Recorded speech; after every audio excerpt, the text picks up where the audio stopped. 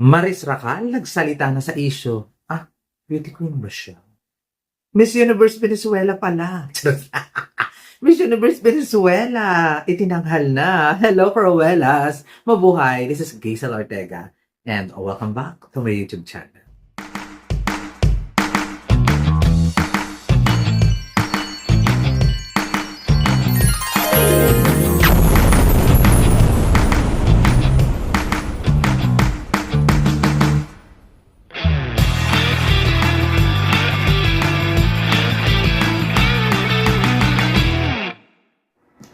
Hello po! Kamusta po kayong lahat? Good morning, good afternoon, good evening. Ano mga oras kayo nanonood sa akin ngayon? Maraming pong salamat. Siyempre, ang ating topic for today's video, siyempre, itinanghal na ang bagong Miss Universe Venezuela 2025. But before anything else, dito muna tayo sa pinag-uusapan at pipiestahan ng sambayanang Pilipino. Maris Racal nagsalita na, nakakaloka, pangkate ko. Charot lang, ako yun. Charot lang. Oh my God, nagsalita na si Maris Racal at hindi daw niya alam na si Jampa at si Anthony kaya na eksena siya. So, nakakaloka yung issue. Parang dalawang babae yung nasaktan ni Anthony. Ano ba? Gusto ko malaman yung statement tuloy ni Anthony. Chismoso! At kailan pa ako nahilig sa showbiz? Nakakaloka lang. Interesting kasi yung ni Maris Racal. Ang ganda-ganda ni Maris Racal, no? Nakaka-beauty queen din siya. Nakakaloka. Ang ganda talaga ng mukha ni Maris Racal. Pero sa nangyaring eksenahan, gusto kong malaman yung side kasi. Kasi hindi, to be honest, sinusgahan ko si Maris Racal after the screenshot issue ni Jam. Tapos, nung ano ba tawag doon? I mean, hindi naman hinusgahan. Kumbaga naniwala ako na very light kay Jam. Pero, syempre, nag-explain naman si Maris ng side niya, naintindihan ko siya. At hindi ko siya kinakampihan dito, ha. Kasi, alam naman niya na nagkamali siya. Alam naman niya yung mga na may mali sa kanyang actions. At tapos, same as kay Jam, hindi ko kasi kahit nakakasuhan si Jam, kasi sa maling ginawa rin niya na, syempre, walang pahintulot yung mga screenshot na yun at inilabas niya sa social media, criminal case yun. So, kahit na nakikisimpatya ako doon sa sakit ng damdamin ni Jam, hindi naman niya, siguro hindi niya muna tinanong si Maris kung ganyan at hindi wala naman parang alam. So, ang punot dulo ng lahat na ito ay si Anthony Jennings. So, ano ba? Gaano ba kayan kalaki? Ba't pinag-awgawan ka? Charot lang. Charot lang. Jimmy Gerald Anderson ka ba? Charot lang. Nang bonggang-bongga or Dumadaniel Padilla. Nakakaloka. So, ngayon, yun lang yung aking opinion. Sana malaman ko rin yung side ni Anthony. Pero feeling ko wag na siyang magsalita. Kasi dalawang babae yung nasaktan niya dito ng bonggang-bongga. At syempre, dyan ang tatapusin natin ng bonggang. Wag ninyo pong husgahan si Maris, same as Jam sa ginawa niya yung... May mali si Jam, may mali si Maris. Pero syempre, naloka ako sa sakit na naibigay nito kay Jam. Naloka din ako yung sa sakit na naibigay nito kay Maris after the pagsabog ng issue ng bonggang-bongga. Kamusta naman kaya ang mental health ng dalawang babaeng ito? At kamusta naman kaya si Anthony Jennings? Winner ba? Winner na winner ba ang plug poll? Ayun, punta na tayo din sa ating main issue. Nakakaloka. Miss Universe Venezuela, kinoronahan na yan. Nakakaloka. Alam na alam talaga ni Maria Gabriela Isler ang hahanapin ngayon sa Miss Universe. And take note, ang Miss Universe Venezuela ay ang ganda. Ang ganda ng production, ang ganda ng stage, ang ganda na ng Miss Universe Venezuela at Miss Universe Venezuela na yung title ng kanilang pageant. Amazing! Congratulations sa aking isa sa pinakamamahal kong beauty queen na Maria Gabriela Isler. I love that. I love that. Medyo messy lang talaga doon sa mga pabanda sa gitna ng stage. Kasi naghanash talaga ako doon sa Miss World. Pero okay lang as so far, one of the best yung pageant na at aabangan ng mga tao. Kahit hindi namin naintindihan ng bonggang-bongga, aabangan pa rin ng tao kasi Venezuela kayo ng bonggang-bongga. At syempre, ang nanalo ng Miss Universe Venezuela ay hindi ang aking favorite. Ang gusto ko kasi, nakakaloka.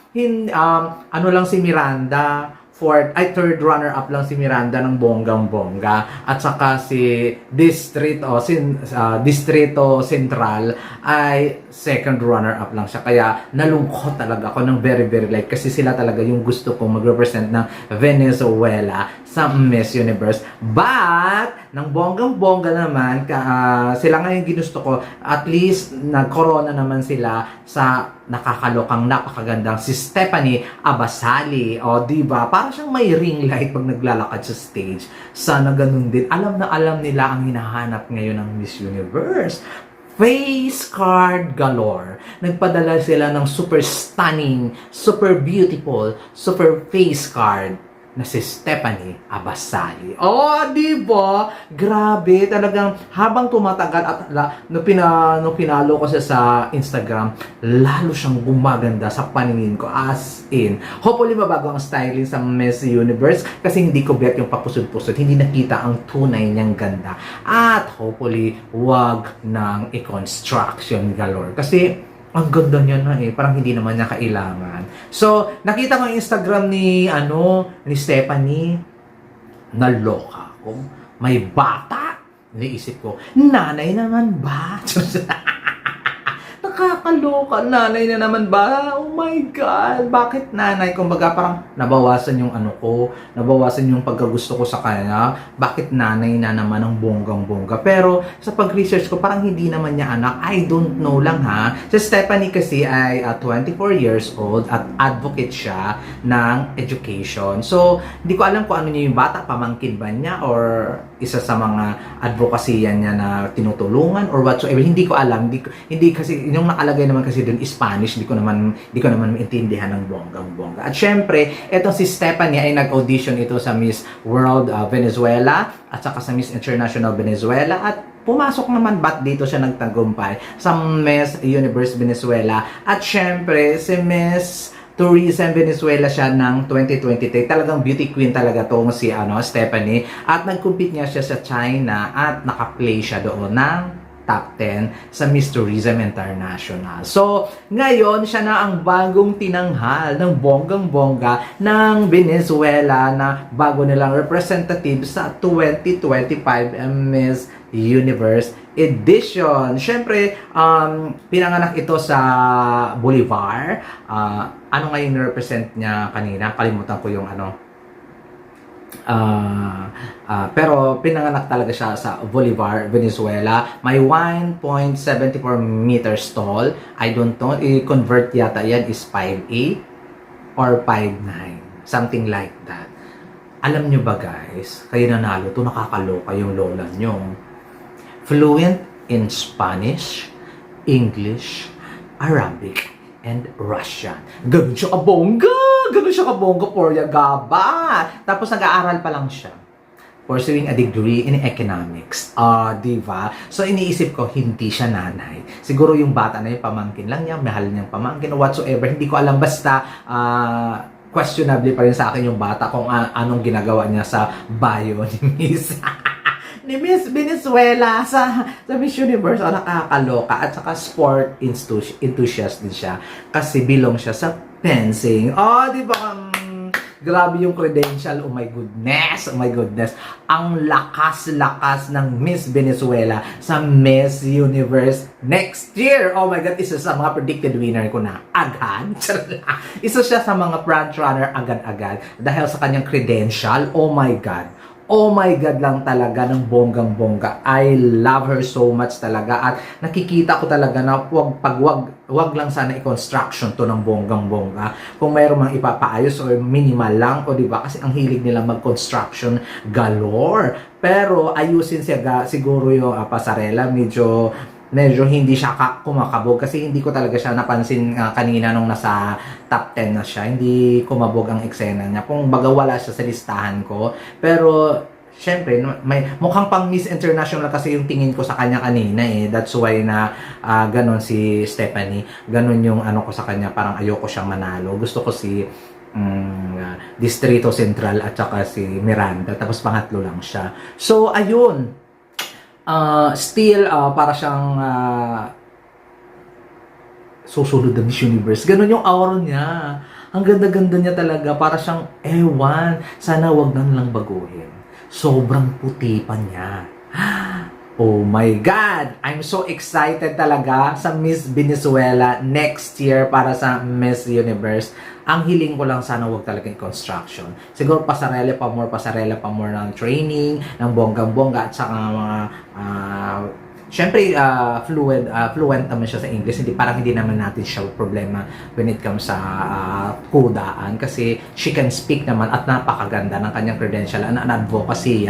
So, let's see kung sino ba ang makakasama niya bilang front runner. Grabe no, kakapanalo pa lang niya dito sa Miss Universe Colombia. Front runner na siya agad sa Miss Universe dahil sa face card at saka dahil sa credential niya. So, sana wag na talaga i-construction ng bonggang-bongga kasi lagi yung mga Miss Venezuela ay mga may construction na ginagawa. Hopefully, Maria Gabriela Esler, tama na yung beauty na yan.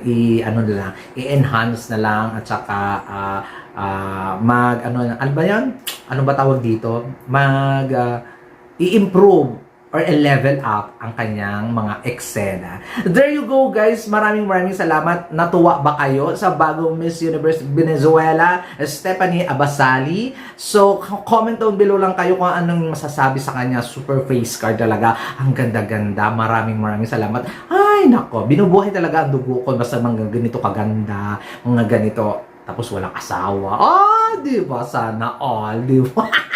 Nakakaloka. So, hopefully, ay makakita tayo ng kalaban na kayang makipagbardagulan sa kanya. Maraming salamat guys. And this has been Gaisel Ortega. Paalam. Naku, Maris.